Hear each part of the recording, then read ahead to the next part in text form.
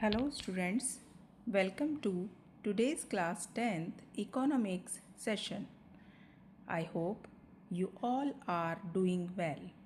Today we are going to start a very interesting and important chapter from your class 10th economics syllabus, that is money and credit. Before we begin, let me ask you a simple question. Children, can you imagine your life without money? जरा सोचिए, अगर money ही न हो तो हमारी daily life कैसी होगी? No buying food, no paying school fees, no shopping, no transport, no mobile recharge and no online payment. यानी हमारी छोटी छोटी ज़रूरतें पूरी करना भी बहुत मुश्किल हो जाएगा। But have you ever wondered, is money just a piece of paper or a metal coin? If your answer is yes, तो ऐसा बिल्कुल नहीं है। Children, money is much more than that. It is a symbol of trust, a measure of value, and one of the greatest invention in human history. Simply अगर हम कहें तो money ने हमारी लाइफ को बहुत इजी बना दिया है। Money connects people, supports businesses, drives trade and keeps the entire economy running smoothly. इसी वजह से मनी को इकोनॉमी की बैकबोन भी कहा जाता है। Today we will understand how money came into existence, why it became necessary and how it has changed over time. तो चलिए बिना टाइम बर्बाद किए अपना चैप्टर शुरू करते हैं। Students, before learning about money, let me ask you one more question. Why should we study money? आखिर हमें मनी के बारे में पढ़ने की ज़रूरत ही क्यों है? So children, almost everything we do in our daily life involves money. Whether we buy vegetables, pay our electric bills, recharge our phone or purchase books, हर जगह मनी का यूज़ होता है। Money has become an essential part of modern life. It is not just currency in our pockets or numbers in our bank account. It is a medium that makes buying, selling, and exchanging goods and services simple and convenient. यानी money के बिना buying and selling करना इतना easy नहीं होगा। Without money our daily life would become much more difficult. So children, in this presentation we will understand what money is, why it is so important, how it evolved over time, and the different forms it has taken. So let's begin our journey into the fascinating world of money. Children, now let's explore the journey of money. क्या money शुरू से ही मौजूद थी? The answer is no. In ancient times, money did not exist. People exchanged goods directly with each other. उस समय लोगों के पास notes, coins या डिजिटल पेमेंट जैसी कोई फैसिलिटी नहीं थी। Over time, different forms of money were introduced to make trade easier and more convenient. And this gradual development is known as the evolution of money. यानी money भी time के साथ साथ धीरे धीरे डेवलप हुआ है।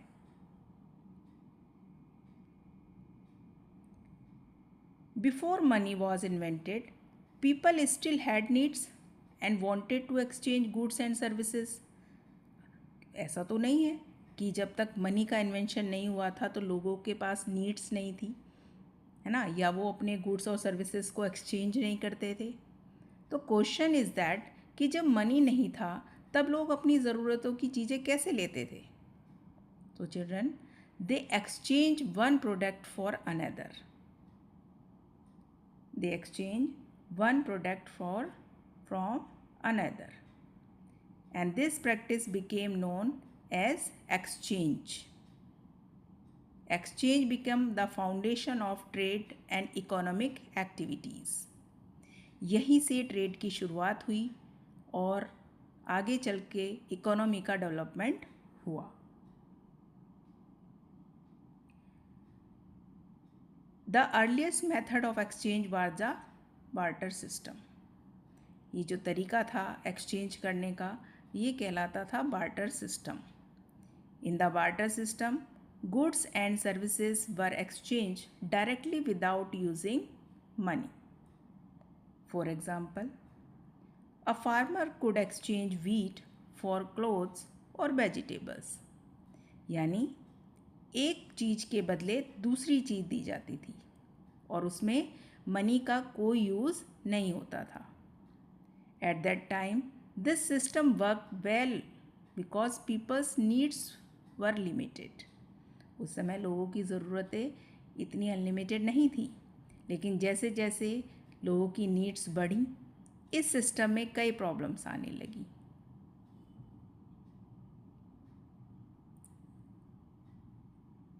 Now we are going to discuss the main features of the barter system.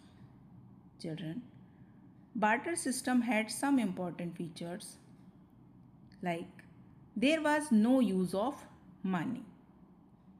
Goods and services were exchanged directly. Exchange took place only when both parties agreed. The value of goods was decided by mutual agreement. यानी दोनों लोगों की सहमति होना बहुत ज़रूरी था, तभी एक्सचेंज हो सकता था. एक के पास जो चीज़ है दूसरे के पास उस चीज़ की नीड होनी चाहिए थी और दूसरे के पास जो है वो पहले वाली जो फर्स्ट पार्टी है उसको वो नीड होनी चाहिए थी. यहाँ पर हम एक एग्ज़ाम्पल ले सकते हैं. यहाँ पर एक पोर्टर दिखाई दे रहा है आपको जिसका नाम है रामविलास. तो ये जो प्रॉब्लम थी जिसमें नीड होती थी डबल कोइंसिडेंस ऑफ वांट्स की, तो रामविलास एक पोर्टर है. He makes pots and wanted to exchange his pots for some clothes. He visited all nearby cloth makers. सारे आसपास के जो कपड़े बनाने वाले हैं उनके पास वो जाता है, बट कोई भी उसको क्लोथ देने के लिए रेडी नहीं होता क्योंकि किसी भी क्लोथ मेकर को पोट्स की नीड नहीं है. उन्हें अपने क्लोथ्स के बदले में कुछ और चीज़ें चाहिए.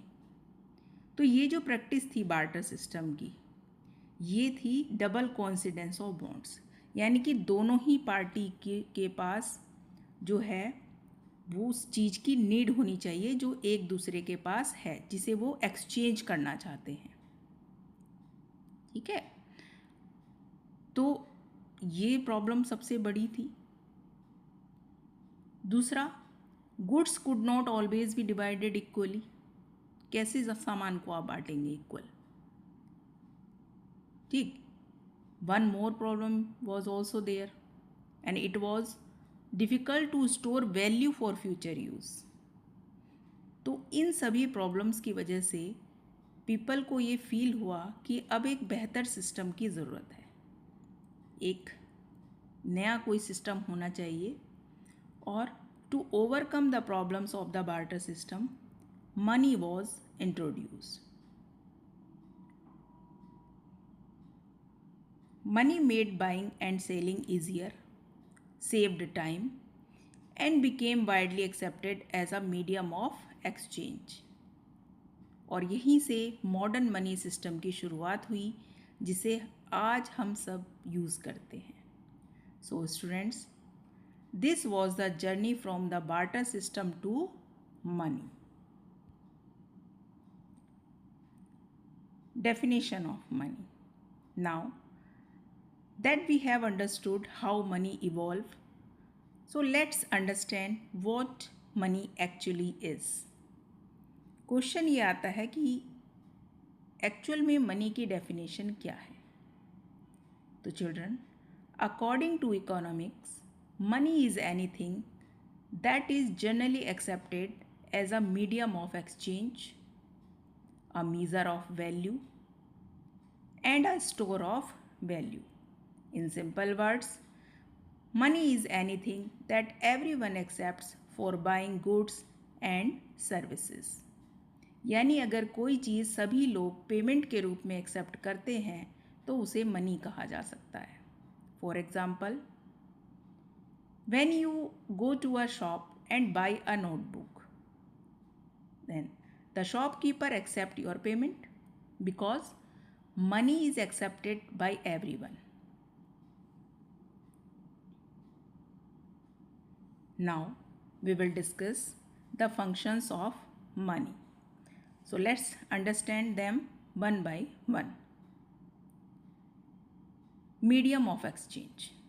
Already we have discussed कि मनी जो है वो एक्सचेंज का मीडियम है। Second, money is store of value. It means we can save money today and use it whenever we need it in the future. ना, हम उसको save करते हैं, भविष्य में हमें जब ज़रूरत होगी हम उसे यूज़ कर सकते हैं। Unlike many goods, money does not spoil और लॉस इट्स यूज़फुलनेस क्विकली। ये ख़राब तो होती नहीं। सपोज़ करिए आप वीट अगर स्टोर करके रखना चाहें, कितने टाइम रख सकते हैं? बहुत लॉन्ग टाइम तक नहीं रख सकते। यही रीज़न है कि लोग अपनी इनकम का कुछ पार्ट फ्यूचर नीड्स के लिए सेव करते हैं। For example, if you save 1000 today, you can use it after a few months whenever you need it.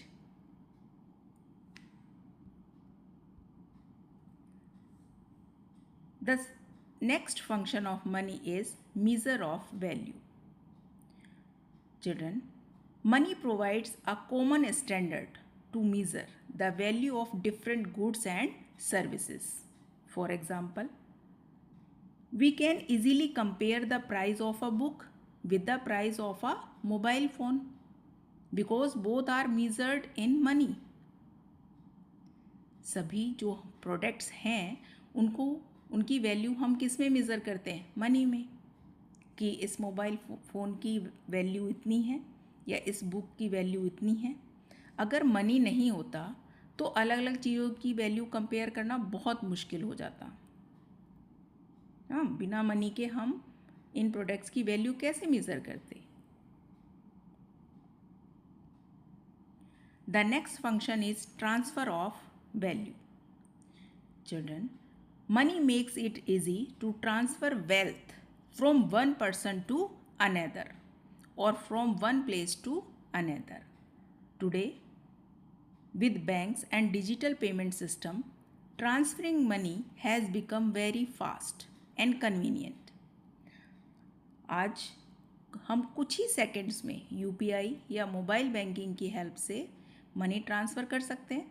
कहीं पर भी बैठे हों और हमें कहीं भी ट्रांसफ़र करनी है अपने रिलेटिव को, फैमिली मेम्बर्स को, तो हम सेकंड्स में उसे ट्रांसफ़र कर सकते हैं। Another important function of money is standard of deferred payment. It means money can be used for payments that will be made in the future. For example, when someone takes a loan today, किसी ने आज loan लिया, they repay it later using money. यानी borrowing and lending तभी easily possible होती है जब money available हो। तो these are the important functions of money. Money in India. Now let's talk about money in India. Children, क्या आप जानते हैं कि इंडिया की ऑफिशियल करेंसी कौन सी है? The official currency of India is the Indian rupee. It is issued and regulated by the Reserve Bank of India. RBI, which is the central bank of our country. यानी India में currency issue करने का जो right है वो किसके पास है? RBI के पास होता है. Every currency notes carries the promise of the Reserve Bank of India, which makes it acceptable throughout the country. इसी वजह से हम पूरे इंडिया में एक ही करेंसी का यूज़ करते हैं. Children, modern currency is known by different names based on its characteristics. अब हम मॉडर्न करेंसी के कुछ इम्पोर्टेंट नेम्स को स्टडी करेंगे.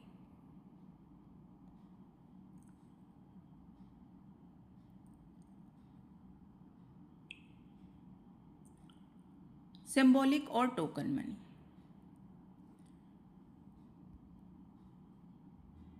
The first type is symbolic or token money.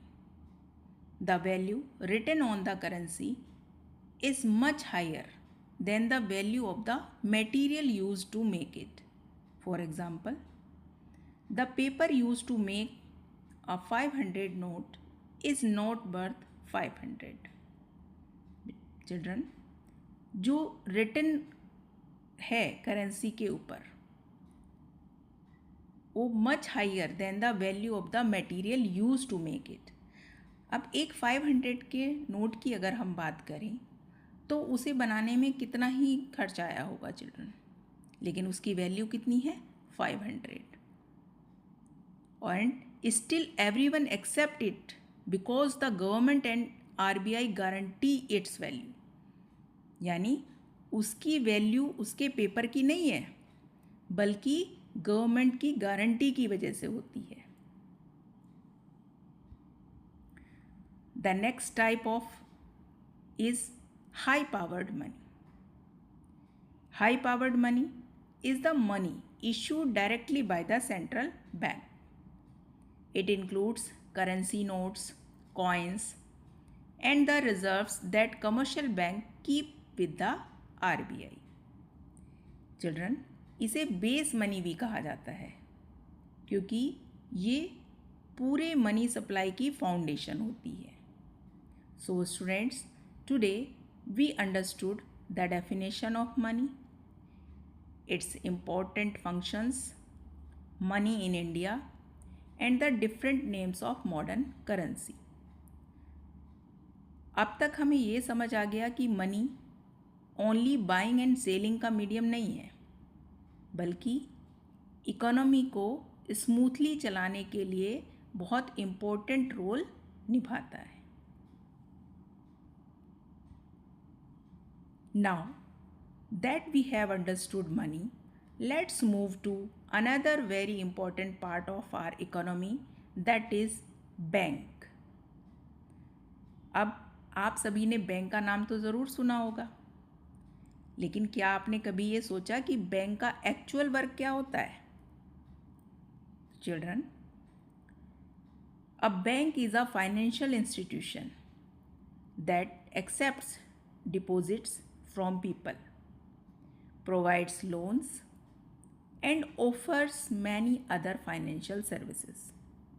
Simple language में अगर हम कहें तो बैंक वह प्लेस होता है जहाँ पर हम अपना मनी सेफली डिपॉजिट कर सकते हैं और नीड होने पर लोन भी ले सकते हैं.